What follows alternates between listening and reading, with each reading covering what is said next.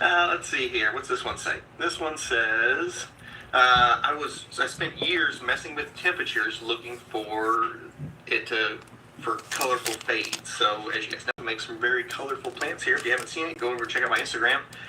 You can see it right there, and we've got very, very colorful plants that we have made over the years. And it's true. So most of the color that you're going to see in plants all comes from just the genetics. It's not put ice in the soil or expose them to different temperatures or turn the lights off or leave the lights on for extended period of times. It doesn't do anything. The color all is just baked into the genetics of them. You find the different phenos that makes those colors. You take clones of those phenos, and then you use those phenos to reproduce. It's how you get the colors into them. As far as temperatures and all that, it doesn't do anything. If it did, art grows up in Maine.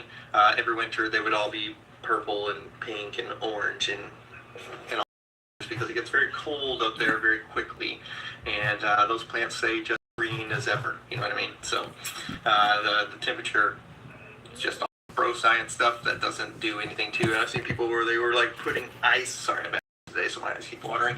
But I've seen people like dump ice and stuff into their soil. It doesn't do anything. All right, it's all nonsense. You don't have to do any of that to your soil to get them to color fade, because it doesn't do anything. If they were going to color fade, it would have just naturally done it. If you happen to put ice in there, it's just you put ice in there. It had nothing to do with the color getting ready to come out. Let's see. Next question says.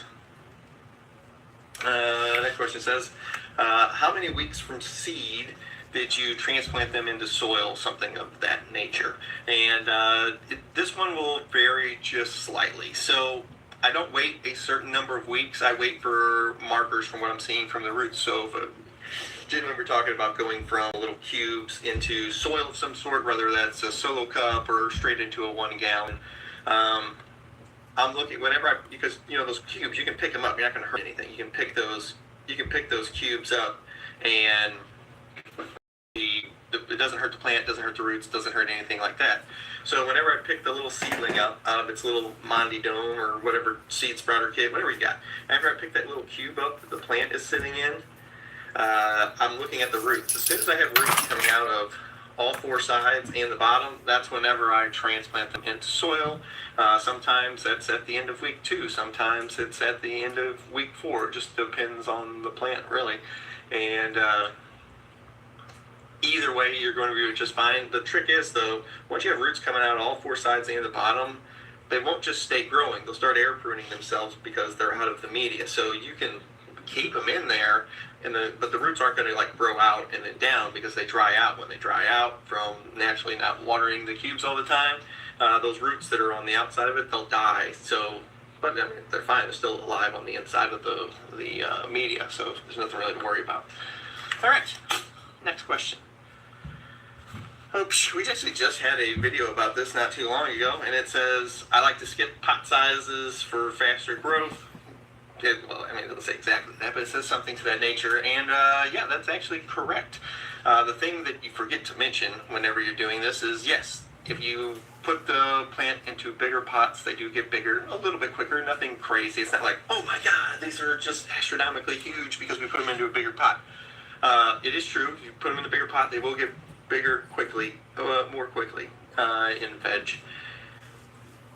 The part that you're leaving out is, if you're new, probably don't do this, because if you're new and you're not used to watering a smaller plant in a bigger pot, chances are you're going to overwater them, and if you overwater them, they will not be growing faster, they'll be growing slower, way slower. Some told me to wait because, I was wondering what he was going to say about putting things in larger pots. But yeah, like he said, the newer people don't know, just water the area right around the plant because you assume the roots haven't gone too far. But then once they get past water, then they have to go looking for water. So, yeah, that's the deal about it. But you know how we do. We're Team DWC, so we do the final pot drop. As soon as we get them big enough to go in their final pot, welcome home. You see what I'm saying? You'll be in that same 2-gallon bucket the whole trip. So, it ain't no up potting and all of that. We'll just keep you with some good water. Shouts out to the Water Nation. You dig?